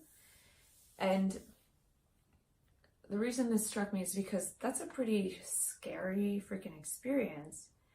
And it seems like he's been able to master that sort of thing. So that made me realize to the extent he's able to function with all of this really scary stuff. Like most people, if that happened, they would probably fall on the floor, like freaking out and end up being dragged off to the hospital. Like I probably would. And I did have an experience a week or so ago where I was in my bed, dark room, eyes open, not sleeping, and I got pulled out of my body and sexually assaulted. And I could feel it, like I was totally somewhere else. And, that kind of scared me. And those things usually would, for me, be reserved for the hospital. I'd already be in the hospital and not in a good state, and that's when those things would happen. But now I'm like not in the hospital and those things happening. And it just makes it kind of scary and more easily triggered by other people that are around. So, point being, I'm not in the hospital, but scary things are happening sometimes, and these pains, and I'm just trying to get through them. And, he does describe in his videos, like, the pain of depression, like, there's actual physical pain, and gives an example of, like, some Saint Teresa, having, like, physical pain and then getting to the point where it doesn't bother her anymore. So, people have pain, people have these sorts of things, and, I'm just back in Canada now.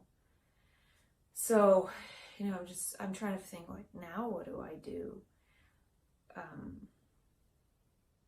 I'm sort of on my own at the moment, and there's that path of being with someone or being on my own at home. And,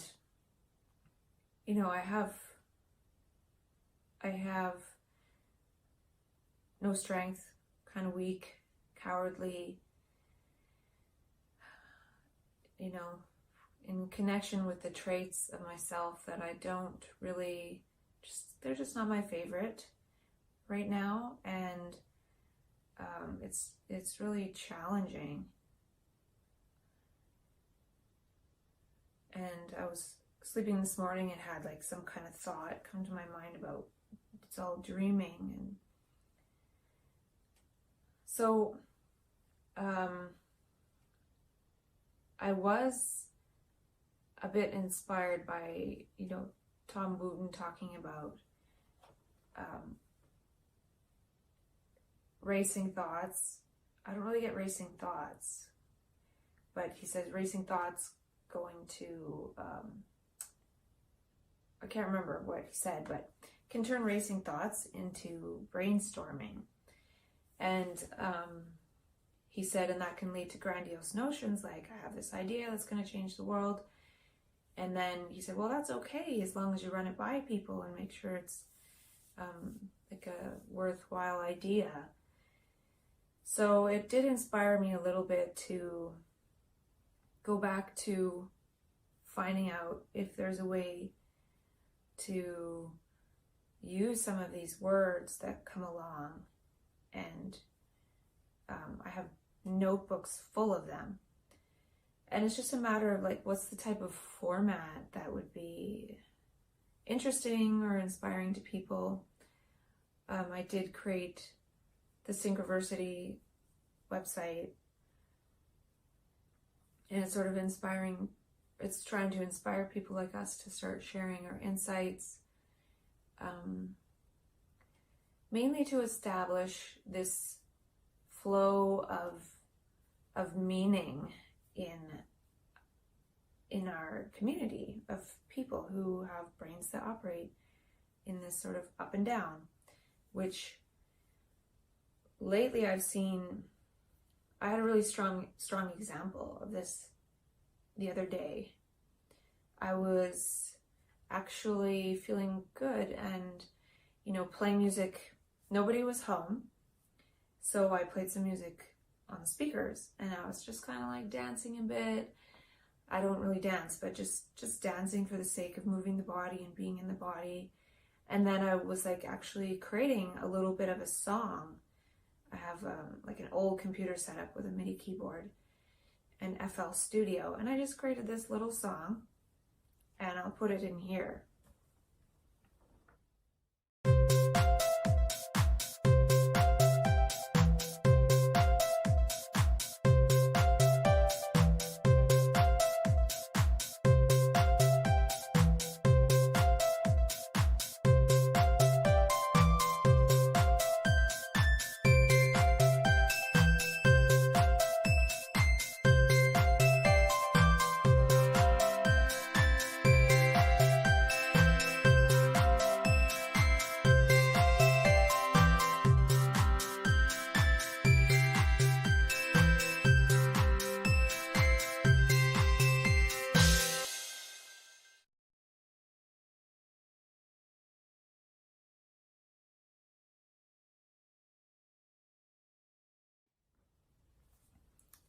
And I was definitely in a flow of sorts. And then I heard people come home. And I literally felt like this weight, and like my brain hurt. And like all of a sudden, like I could barely move. It was like molasses. And I was just sort of like, and then I was like upset and crying and depressed and suicidal. And it was just really obvious that I do feel that the morphogenetic field, or whatever the field is that each person has, and I'm not saying mine is good, actually, I'm thinking I need to stay in this basement and protect myself, and protect other people from my crappy energy, which is usually what I try to do. But on my journey back from California, I was with somebody, and it just made it prolonged because I didn't have that space to just really go into that negative energy. And when I'm in that space, I don't really want to put it on others. In the past, I have projected the blame onto people around me, actually. It's like, whether it's the psych system or family. And this 2 months of PTSD I went through, I really realized they're not really to blame. Like, and blaming them doesn't help. So then what do I do when nobody else is to blame? Well, I put it on myself, and it's put me in a really dangerous spot, because I've been feeling a lot of guilt and shame and everything, and suicidal.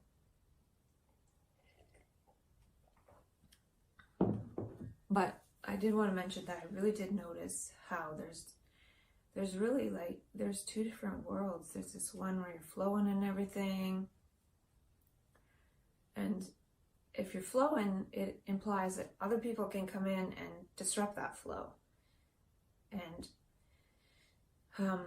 so it's making me wonder, is it even safe to go into like those creative states? Is it safe?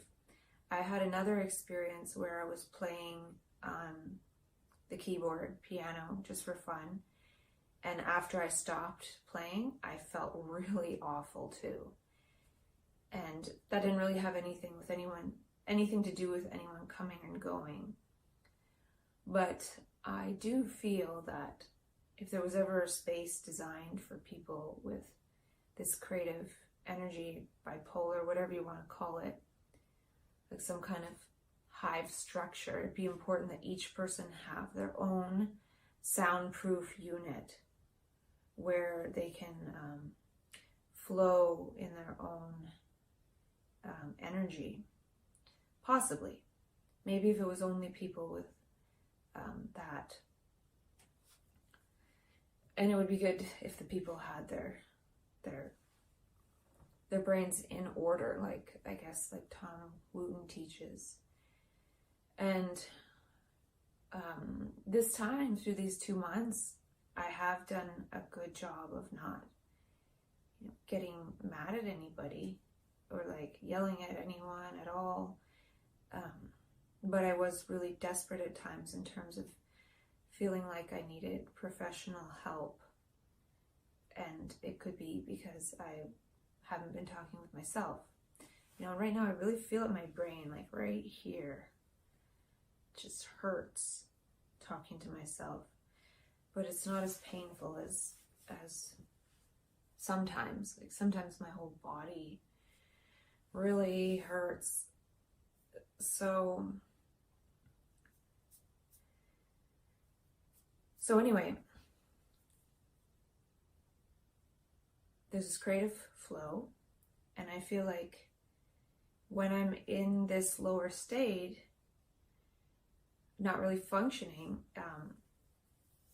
it's not really the time to flow. So I'm not really eating healthy food. I'm not really showering as much as I should. I finally did yesterday because I went somewhere. But if those sort of lower needs aren't taken care of, like the body, then it could possibly not be the time to go flow and be creative. It might be the time to say, hey, I need to get back to my body and take care of it. Because part of this energy of whatever it is, like suicide, is like, I want to leave this body. I don't want to be in this body. I don't want to be in this, avatar body, walking around in the world from this point of view and perspective anymore. It seems meaningless. There's nowhere, like, I don't see a future. And in the heightened states, I see like many possible futures or many possibilities. And then as the energy decreases, the possibilities slowly go by the wayside until one is sort of left with, I don't know if it's the easiest one or what, but now I'm back as a basement dweller, which I think is okay for the time being. It's not, maybe it's good.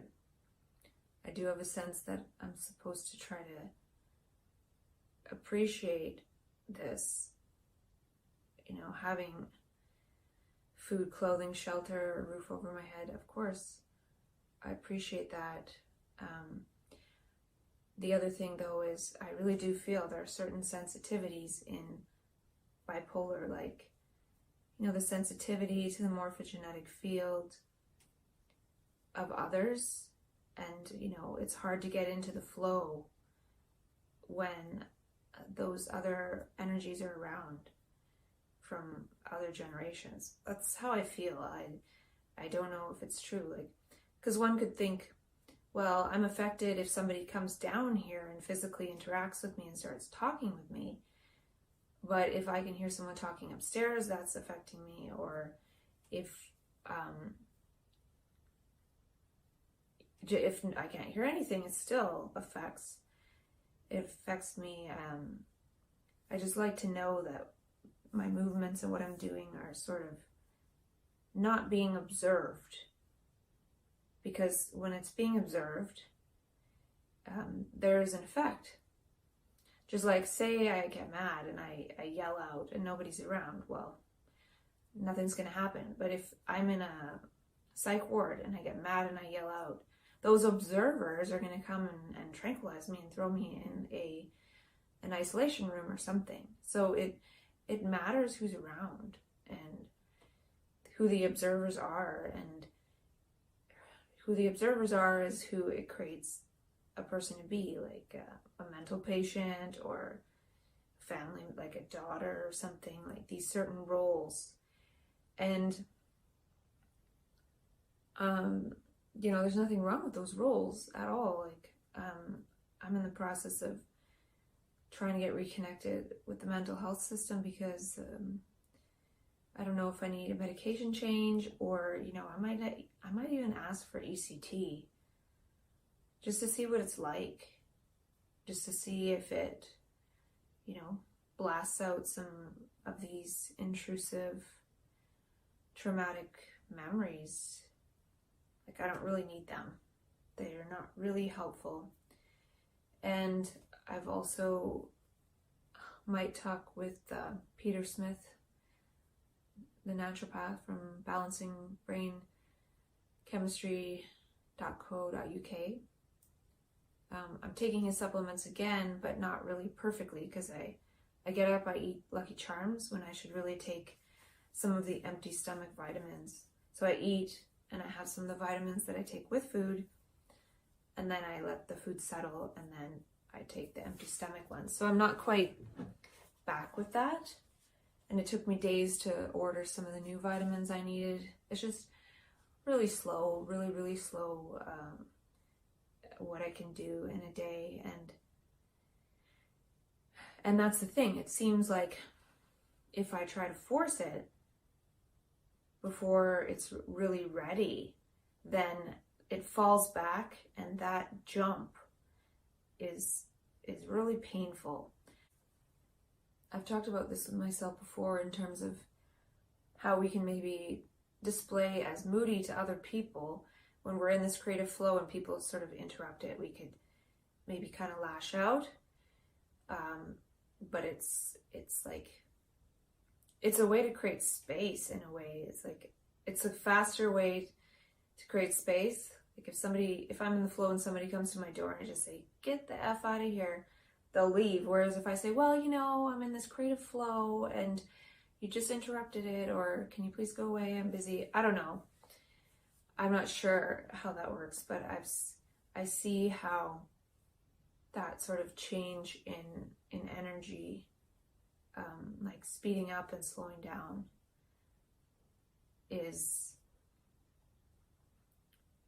happens in like different ways. And I've experienced that lately because of how I've been in this PTSD state for 2 months, and there have been a few days where I was able to like get in a flow, like the day that I created the little synchroversity kits, which are kind of just dumb, but it's about creating something. And I feel that it's just about creating something, and also now for me trying to find something that I can create that doesn't make me worse. Like, I've been thinking about doing some writing even though I don't really know what now, because some of it is sort of like, is it bipolar? Is it creativity? Is it the mental health system? Is it the family? Like, what is it that is, what is going on? So I feel like,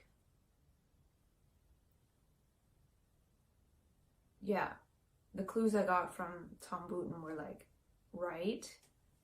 But then a while ago, I was looking at this creativity magazine, and it was saying that writers have 10 times more likely the chance of having the most severe form of bipolar disorder. So writing is associated with that. And it also seems that if I try to create a little bit of music or like dance and enjoy myself, it's like, no, sorry. So it just seems like the universe is only allowing certain ways of being. Like when I'm here, I almost have to be this sort of sad person, because that's sort of how it is, you know. It's almost like I could almost like pretend to be happy, like super happy, but that wouldn't make sense here. So